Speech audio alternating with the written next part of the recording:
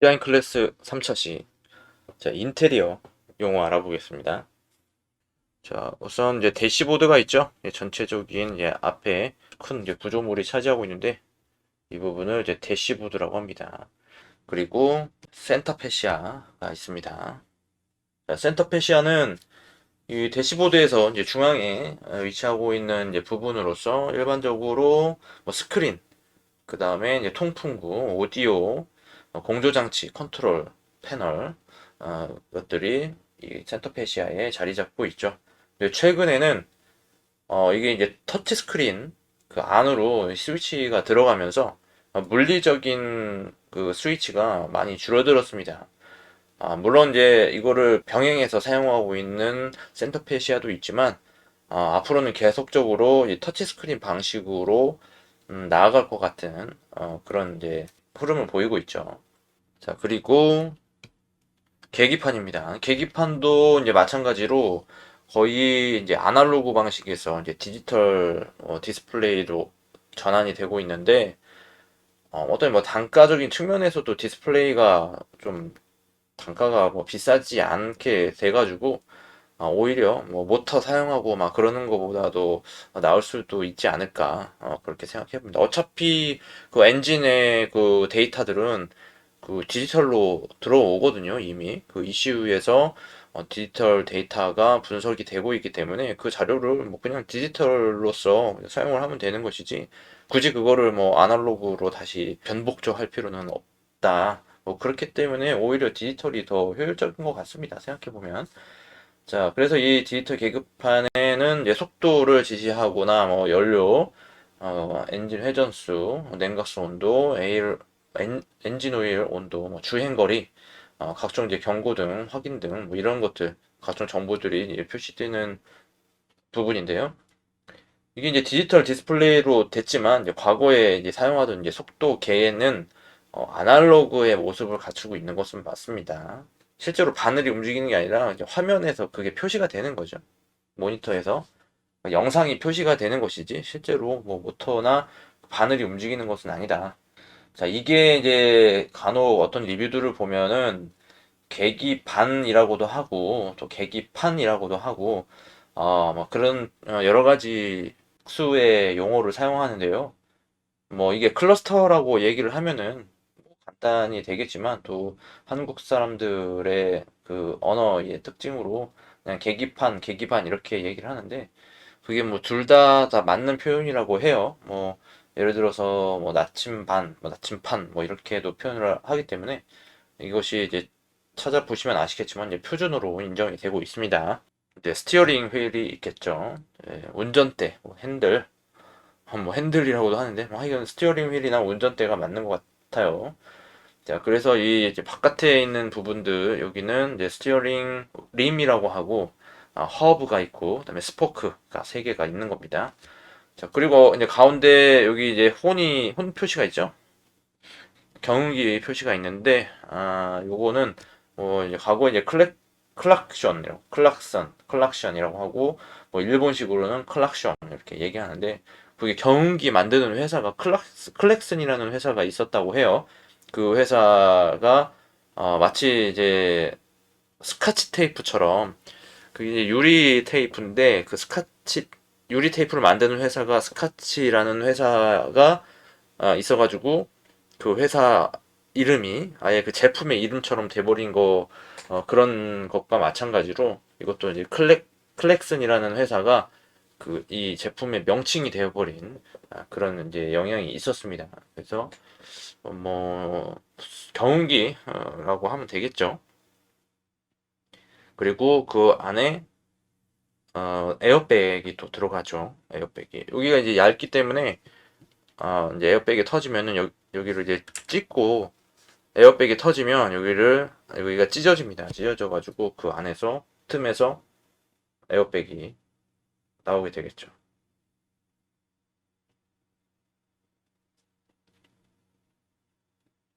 자, 그러면 이제 다음 그림을 또 보겠습니다. 자, 여기서 이제 나오는 것은 이 전에 그림에서도 나왔는데 자, 이렇게 글러브 박스라는 게 있습니다. 글러브 박스. 자, 이게 이제 조수석 앞쪽에 대시보드 이제 하단에 있는 이제 수납 공간을 글러브 박스라고 하는데요. 과거에 이제 자동차에서는 뭐 시동을 걸기가 좀 어려웠었던 그런 시대가 있었다고 해요. 그러니까 지금은 뭐 버튼 시동 키만 누르면은 시동이 걸리지만 그게 시동이 걸리게끔 하는 그 원리는 이 시동 전동기라고 하는 이 부품이 엔진의 크랭크 축을 크랭크 플라이휠이라고 하죠. 플라이휠을 강제로 돌려가지고 그게 이제 강제적으로 돌아가면서 거기에 따른 이제 부가적인 피스톤이라든지 그리고 점화 장치라든지 그런 것들이 동작을 해가지고 시동이 확 이렇게 걸리는 거거든요. 그러니까 어쨌든 처음에 시동을 걸게 하려면 어쨌든 강제적으로 엔진을 회전시켜줘야 되는데 과거에는 그 시동 전동기를 장착할 수가 없었던 거죠. 그러니까 시동 전동기 모터는 만들 수 있을지라도 이 모터를 작동시키기 위한 그 배터리가 그 소형화된 배터리가 개발이 안 돼가지고 그거를 이제 설치를 할 수가 없었던 거예요. 그래서 수동으로 엔진의 플라이휠 그러니까 크랭크를 돌리기 위해서 이 크랭크 핸들이 있었는데 이 크랭크 핸들을 돌리려면은 이게 손이 더러워지잖아요. 그래서 여기 안에다가 장갑을 항상 넣어놨다고 합니다. 장갑을 끼고 크랭크 핸들을 어, 돌릴 수 있게끔 하기 위해서 이 안에다가 장갑을 집어넣어서 그래서 글러브 박스가 되었다. 그러한 이제 유래가 있습니다. 자동차에는 뭐 굉장히 많은 유래가 있죠. 그 용어가 어디서부터 비롯됐는지 그 다 이제 과정이 있습니다.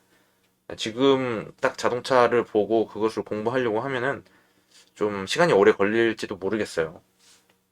아무튼 이제 글로브 버스가 있고, 자 그리고 이제 최근에 이제 많이 이제 들어가는 거 이제 주변광, 앰비언트 라이트가 많이 들어가고 있죠. 그러니까 실내에 어떤 가치, 중요성이 더 부각이 되면서 이제 앰비언트 라이트가 들어간 자동차가 굉장히 또 고급스럽고 또 내가 어떤 이제 공간 안에서 편안하게 이렇게 분위기를 얻을 수 있는 그런 역할을 하게 되는 거죠.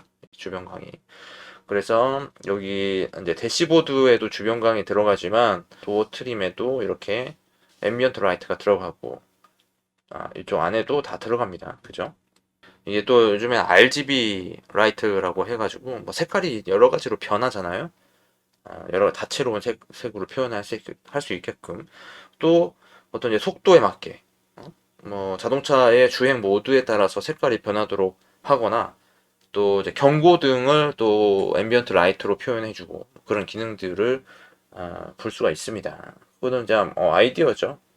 자, 그렇습니다. 그 다음에 이제 기아 레버가 있는데 요즘에 또 이제 국산차 같은 경우에는 기어 레버 대신에 버튼으로 되어 있는 형식이 또 많이 들어가요.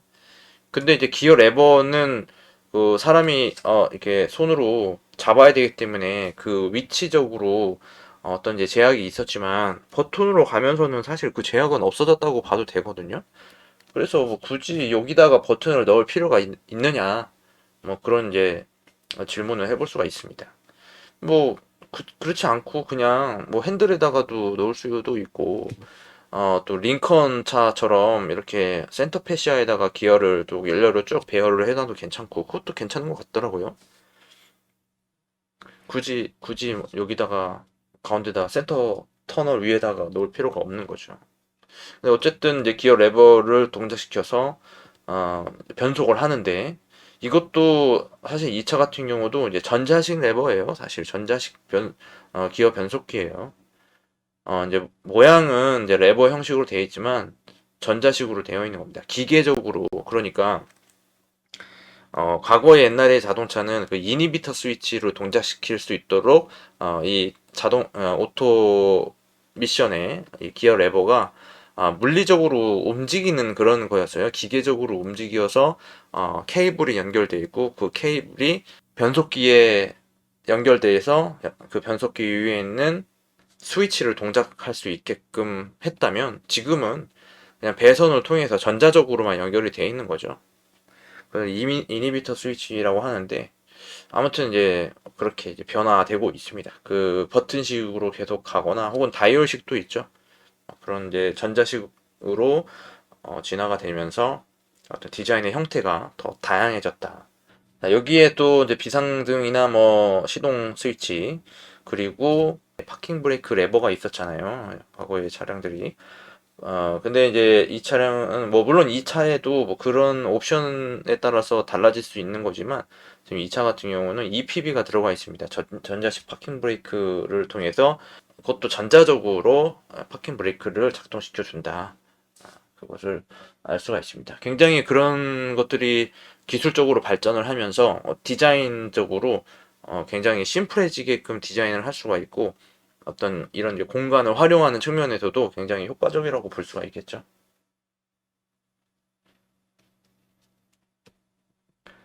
자, 이쪽을 또 센터 터널이라고 합니다. 이 센터 터널의 역할은 글쎄요, 이런 이제 스위치들을 놓거나 혹은 이제 컵홀더라든지 이런 것들을 디자인하기 위해서 이제 센터 터널을 둘 수도 있어요. 물론 여기에 또 뭐 핸드폰 무선 충전기라든지 그런 것도 들어가잖아요. 근데 이 센터 터널을 이제 놓게 된 거는 여기 안에 이제 기아 변속기가 들어가는 그런 차들이 있었어요. 그리고 뭐 그렇지 않더라도 그 컨셉에 따라서 차를 어떻게 이 디자인하냐, 샤시를 어떻게 디자인 하느냐에 따라서 이 센터 터널의 어떤 모양이나 높이나 그 형태를 달리 할 수가 있는데, 뭐 이제 앞에 엔진룸에 변속기가 들어가 있는 차도 있는 거고, 그러니까 직렬형으로 이렇게 배치가 돼 있는 직렬형 엔진을 쓸 경우는 변속기가 이 아래로 들어오거든요. 스포츠카 같은 경우가 엔진이 앞에 있는 FR인 경우, 엔진은 앞에 있고 구동축이 후륜이 된단 말이에요. 그러면은 이 중간 아래로 이 프로펠러 샤프트가 지나가야 돼요. 혹은 이제 여기까지 거의 대시보드 아래쪽까지 이 변속기가 위치한단 말이에요. 그래서 이 공간이 굉장히 중요했던 이제 공간인데, 아무튼 이 전륜구동 베이스라든지 이제 앞쪽에 엔진룸에 거의 뭐 파워트레인 장치들이 들어가 있는 경우는 센터 터널을 그렇게 높이 올릴 필요가 없는 거거든요.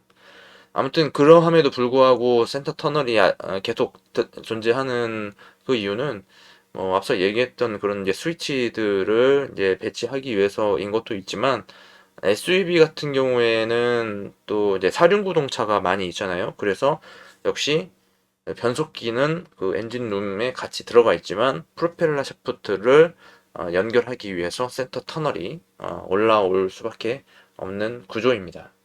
그런 것들도 디자인적으로 좀 고려를 해봐야 될 요소라고 보여줍니다.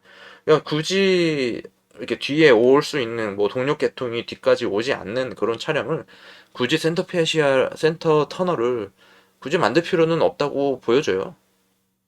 그냥 떻게 보면 좀 더 심플하게 가는 거죠. 그렇게 해도 좋을 것 같습니다. 자, 그래서 도어 트림도 있고요. 도어 트림도 굉장히 중요하죠. 도어 트림도 어떤 이제 디자인적인 요소, 그러니까 심미적으로 이제 아름다운 그런 이제 부분들도 있겠지만, 이게 또 안전으로, 그러니까 사람을 보호해 줄 수 있는 그런 역할을 또 하기도 하고, 또 외부의 소음을 차단하는 그런 기능적인 요소도 많이 있어야 되겠죠. 이쪽에 도어 핸들이 있고요. 그 핸들 이제 도어에 또 움직임하고 그리고 잠금 장치 그런 것들이 아, 배열을 어떻게 하느냐에 따라서 또 디자인적으로 많이 달라질 수도 있는데, 이게 이제 그 잠금 스위치가 있잖아요. 이게 너무 디자인에만 강조하기 위해서 도어 핸들하고 거의 이렇게 일체식으로 두는 경우가 있는데, 많이 그런 경우가 있는지는 모르겠습니다만 그런 차가 있고 다른 그 형태가 있잖아요. 이걸 분리하는 자동차가 있어요. 벤츠라든지 벤츠도 이제 그렇게 갑니다. 그런 차가 있어요. 뭐 BMW도 그렇고 그다음에 GM 차들도 그렇고, 그게 이제 따로 이렇게 올라오는 그런 게 있는데, 이게 이렇게 올라오는 그런 그 잠금 장치가 있었는데 그거를 이제 문이 열렸을 때 그걸 따고 들어가기 쉬워가지고 이쪽으로 뭐 옮겼다고는 하는데 그게 또 이게 사고가 났을 때 문을 열기 위해서는 이 안쪽에 있는 것보다는 위에 올라오는 그런 잠금 장치가 안전을 위해서는 더 좋다고 이야기를 해요. 그러니까 그것도 하나의 디자인인 거죠. 그러니까 안전을 중요시하느냐, 심미적인 아름다움을 더 중요시하느냐에 따라서 위치도 달라질 수 있다고 보여줘요. 그리고 암레스트가 있습니다. 도어 암레스트가 있네. 여기가 하나가 더 들어갔네요. 이쪽도 암레스트가 있습니다. 자, 이 정도로 하면 될 것 같네요. 여기서. 자, 그래서 다음 또 이제 화면을 보면 위에부터 좀 보면 될 것 같은데 오버헤드 콘솔이 있습니다. 오버헤드 콘솔은 이제 센터 터널 혹은 센터 콘솔과 이제 그런 이제 용어로 사용이 되는 거죠. 콘솔이란 용어로. 여기 이 콘솔에는 각종 스위치가 또 달려 있는데 선루프 스위치 그리고 실내등 여기 등 있죠. 등을 켤 수 있는 스위치 그리고 이제 선글라스 보관함 같은 것도 이제 들어 있는데 이 차에는 선글라스 보관함은 없는 것 같아요. 그리고 뭐 국산차 같은 경우에는 뭐 국산차나 벤츠 뭐 이런 것도 들어가 있는데 SOS 버튼, 뭐 긴급 구조 버튼 뭐 그런 것도 달려 있습니다.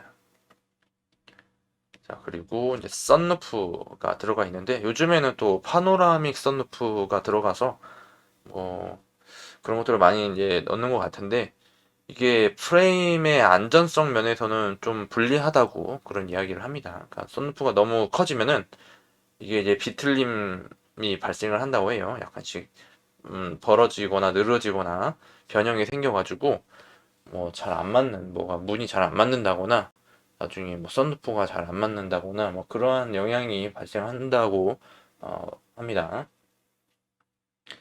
그리고 이제 리어뷰 미러라고 하는데 뭐 간혹 이제 백미러 혹은 뭐 룸미러라고 하는데 정확한 용어는 리어뷰 미러입니다.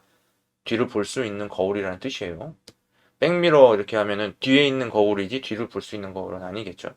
룸미러도 뭐 방의 거울이라고 하는데 뭐 글쎄 이게 거울이 여기 하나밖에 없어서 그런지는 모르겠는데 사실 따지고 보면은 여기 이제 선바이저 안에도 거울이 들어가 있습니다. 그것도 뭐 룸미러 뭐 너무 억진가요? 아무튼 그렇습니다. 자, 선바이저는 햇빛 가리개죠. 햇빛도 가리고 안에 열어보면 거울도 있고 또 조명도 있어서 또 화장을 하거나 또 뭐 꼈는지 보기도 하고 그러겠죠. 이게 이제 미러에는 그 뒤에 어 뒤를 보잖아요. 근데 그 뒷차 야간에 특히 뒷차에서 조명 헤드라이트를 켰을 때 그 헤드라이트가 이제 반사가 돼서 눈을 부시게 만들어요. 그래서 이 눈부심을 낮춰줄 수 있는 그 ECM 기능이 들어간 리어뷰 미러가 좋다고 합니다. ECM이라는 것은 뭐 감광식이라고 해요. 광의 광도를 낮춰주는 그런 기능이 있는 그런 리어뷰 미러를 어, 선택을 해야 되겠죠. 거의 다 뭐 기본으로 들어가지 않겠습니까? 그죠? 눈이 또 상당히 부셔요. 이런 게 뒤에서 사양등 켜거나 그러면. 그래서 어떤 이 ECM 기능이 없는 이 미러는 이 뒤에 스위치가 있어서 이거를 각도를 조절할 수 있습니다. 그러니까 각도가 두 단계로 딱 정해져 있는 거죠. 그러니까 각도를 이렇게 스무스하게 조절하는 게 아니라 그 스위치를 딱 내리면은 딱 그 반사되지 않는 각도로 딱 변환이 되고 딱 올리면 거울이 딱 이제 정상적인 그 정면에 딱 위치시키는 그런 미러가 저렴하지만 또 굉장히 효과적인 기능을 하는 그런 리어뷰 미러가 있습니다. 자, 이 부분은 이제 스티어링 컬럼이라고 하는데 이쪽에는 멀티펑션 스위치나 뭐 키박스 그리고 여기 이제 스위치가 레버가 하나 들어가는데 이거는 뭐 텔레스코핑하고 뭐 틸트를 할 수 있는 그런 이제 스위치가 들어가죠. 이것도 사실 이 차의 옵션은 이게 수동이라서 음 그런 이제 자동으로 이 이 핸들의 각도나 거리를 조정해주는 그런 기능은 없는 것 같아요. 이게 요즘에는 전자동으로 들어가서 뭐 이제 핸들 이게 사람에 따라서 내가 어떤 사람이 타느냐에 따라서 이게 핸들의 각도나 그 위치가 자동으로 조절되는 그런 기능들이 또 들어가죠. 고급차에서는 이 옵션은 약간 이제 기본형 옵션 같습니다. 아니면은 뭐 굳이 뭐 그런 거를 넣지 않는 차량들도 있어요. 괜히 그런 거 넣으면은 가격이 비싸질 뿐이지 별로 이렇게 뭐 이렇게 유용하다 뭐 이렇게 보기에는 좀 그렇습니다. 아무튼 뭐 있으면 좋은지는 모르겠는데. 자, 그리고 이제 멀티펑션 스위치가 있고, 이거는 이제 방향 지시 등을 동작시킨다든지, 혹은 라이트, 상향등, 하향등을 동작시킨다든지, 와이퍼 같은 것들을 동작시킬 수 있는 스위치가 레버 형태로 들어가 있고, 벤츠 같은 경우에는 이 레버 형태로 그 변속 레버를 쓰는 경우가 있습니다. 거의 다 그렇게 사용을 하죠. 그죠? E클래스 혹은 E클래스 이상부터 많이 사용을 하고 거의 뭐 전자식 레버라고 보시면 되겠죠.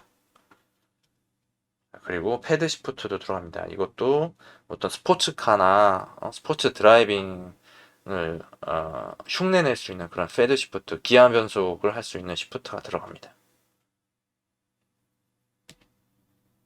자, 그리고 이쪽에 시트로 와서 헤드레스트가 있고요. 그리고 이쪽에 사이드 볼스터라고 합니다. 그러니까 허리를 잡아주는 그런 이제 사이드 볼스터가 있습니다. 확실히 이게 있는 것과 없는 것은 좀 차이가 있어요. 확실히 허리를 잡아주면은 뭐 코너링이라든지 혹은 이제 승차감이라든지 그런 면에서 확실히 잡아주는 느낌이 좀 편안함을 줍니다.